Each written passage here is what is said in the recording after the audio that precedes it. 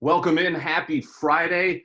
I'm going to not even treat last week like the beginning of college football, right? We had some games. I guess Notre Dame, Matthew Ice, of course, Matt Cruzen back here. This is Corbet's Corner on a Friday. So last week, you obviously got Notre Dame. They didn't cover, but you got to watch them get a victory.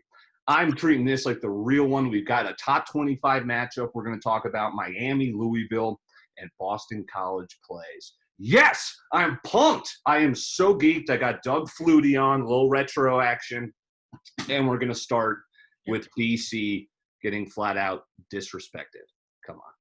Jeff Hafley, hashtag get in. I am in, baby. Ever since that first press conference, I've loved it. Ever since this, I've loved him. I've loved everything about this program, the direction. We don't get 4 stars, let alone 4 stars to flip. So the recruiting class already has been just revitalized by Jeff Hafley, who, if people don't know, was the co-defensive coordinator, I believe, for Ohio State. Obviously, they made the college football playoff. A lot of defensive backs are wanting to come play for him because he had Jeffrey Okudah, right? So BC has been known as this offensive tackle, offensive lineman draft product under Steve Adazio. Now I think we're going to get linebackers, safeties, cornerbacks, and I'm excited. Duke covered against Notre Dame. That's why I think they're getting the line in their favorite. They're laying 6 points. The line opened at 6, and I hit it halfway into Sunday. I hit it at 6. I hit it at 5. I hit it at 4.5. It is back at 6. I'm going to go with BC.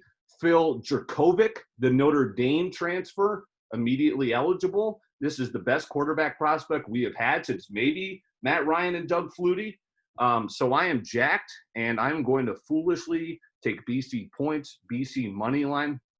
Matt, yeah, you watch BC probably second to me. I've gotten you into this program. You're a Notre Dame guy. They're going to be in the ACC this year. That's going to be fun. We'll get to the Notre Dame game in just a bit. But what do you think? You saw Duke last week. What's the deal? Why are they getting 6 here or laying 6? It's a great question because I am in. Get in. Yes, Get get in. Like you said, Jeff Hafley in charge now, looking for big things there. You said it yourself. Guys want to play for him. DBs want to play for him. And on top of Jeffrey Okudah, Denzel Ward 2 years before that, Malik Hooker. This dude just first-round draft pick or for corners, Ohio State, the whole time. Anyway, Phil Jurkovec, love what he showed in the limited playing time he had at Notre Dame. He came in relief of Ian Book a few times, showed promise. Obviously, Ian Book came back for a 4th year. We weren't sure that he was. Otherwise, it was going to be Jurkovec's job. Notre Dame, we didn't think Book was going to come back, and we felt fine about Jurkovec being the guy in charge. Book comes back, he transfers, and I really look for him to jumpstart this offense. I think the coach brings a defensive attitude for BC. They can handle it. Duke looked all right. I think it was more of a product of Notre Dame not playing well than it was Duke doing much. We'll get into that in the Notre Dame game. I'm with you. I am on BC.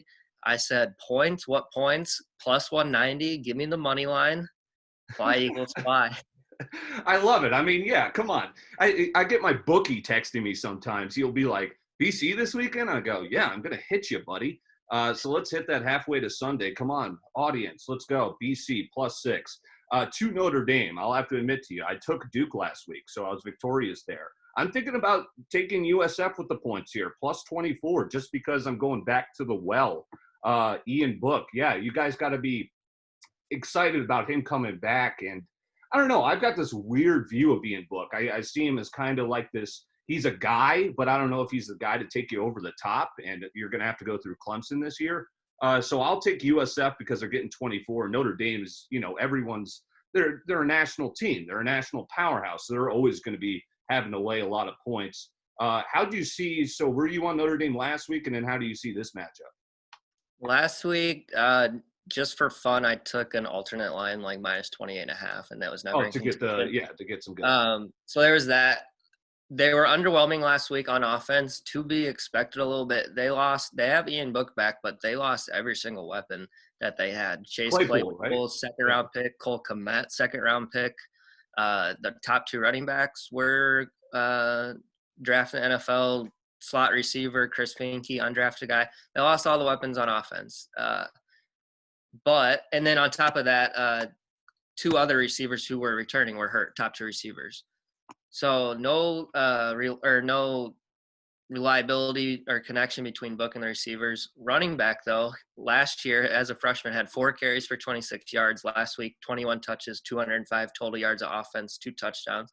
That would be a really, unique story if that kid, Kyron Williams, comes out big. The defense is the key, though. They do return some guys there. The secondary actually could be better than it was before. They did lose their biggest piece last week. Kyle Hamilton, he left the game in the middle with a leg injury. He's day-to-day. I do think Notre Dame's out, firing on all cylinders, really tries to pick it up a notch, and I do have them covering 24 this week. All right, we'll keep an eye on that one as well. And so the ACC is getting going. I think SEC, you might get a few games here, but I'm not sure exactly if everyone's full going there. And, of course, people are going to keep an eye on Big Ten returning. I mean, Mike, what the heck is happening? Now the MAC wasn't going to happen, and now they're coming back. I mean, we're going to get football. Now the FCS is just kind of sitting around like, what do we do? So that's going to be interesting. But, again, some big ACC matchups, so we'll stay with that. How about Florida State? New head coach. I think it's just the program, guys. It's not these head coaches you're bringing in. You lost to Georgia Tech. That is terrible. So Georgia Tech might be a little bit overhyped, I think, in this one, because UCF, contrarily to that, I think is actually a good program, because Josh Heupel took over for Scott Frost, and now it looks like Heupel might be a better coach than Scott Frost.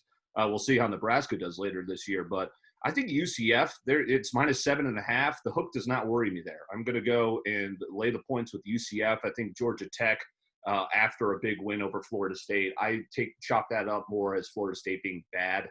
So I'm going to go with UCF there, and it's their first game of the season, Georgia Tech second. I think UCF's going to come out firing and blow them out. Yeah, I attribute also Georgia Tech win last week, not because of them, more of a case of FSU. They no longer running the infamous triple option, so that kind of hurts the soul a little bit from just a pure fan standpoint. You love that tradition, but while they did actually, quarterback looked decent last week. Like 277 passing yards, a couple dozen rushing yards, but they didn't do anything other than score twice.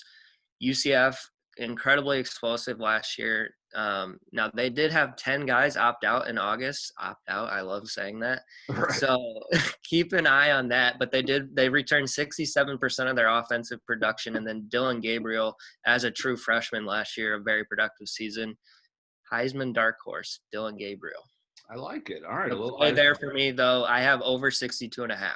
I think they'll be a little slow defensively first game as well. Georgia Tech had a weak, second game. But I do not think the UCF offense will struggle at all. I agree. They come out firing lots of points. I like the over 62.5. Yeah, UCF overs were like an auto lock over the last couple of years, and a little Heisman nugget there for you as well. I like that. Good stuff. All right, it's the top 25 matchup of the weekend. Miami. I'm a big Levitard Show fan, so I'm normally into Miami sports, and getting to listen to them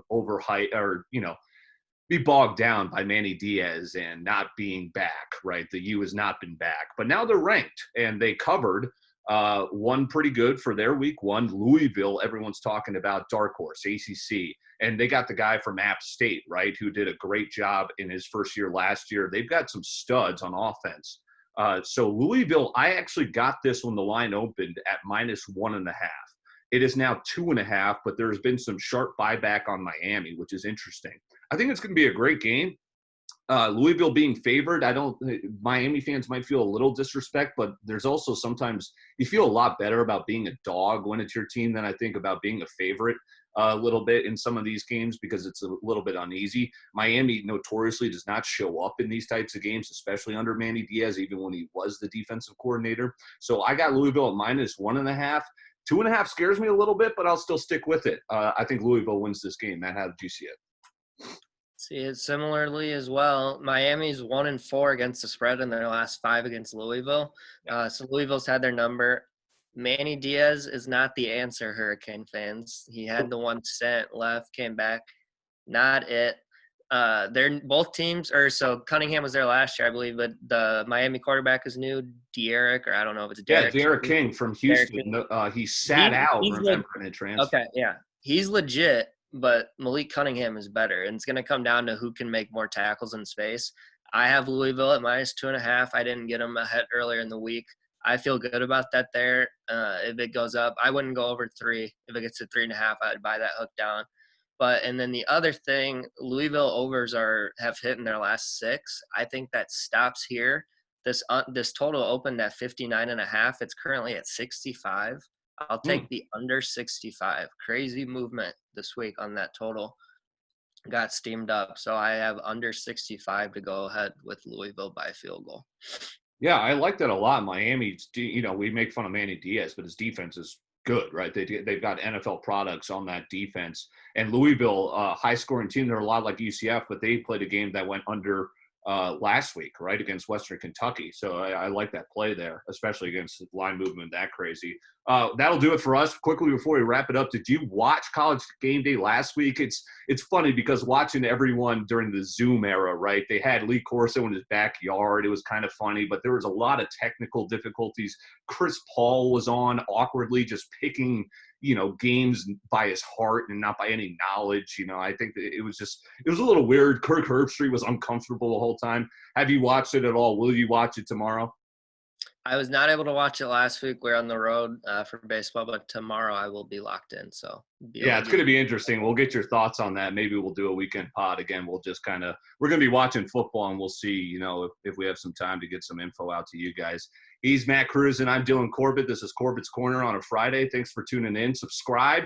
I'm trying to get to 1,000 subscribers by the end of the year. It gets me into some, BS YouTube club, but I want to be a part of it. So help me hit that subscribe and keep it locked in with both of us here on Corbett's Corner.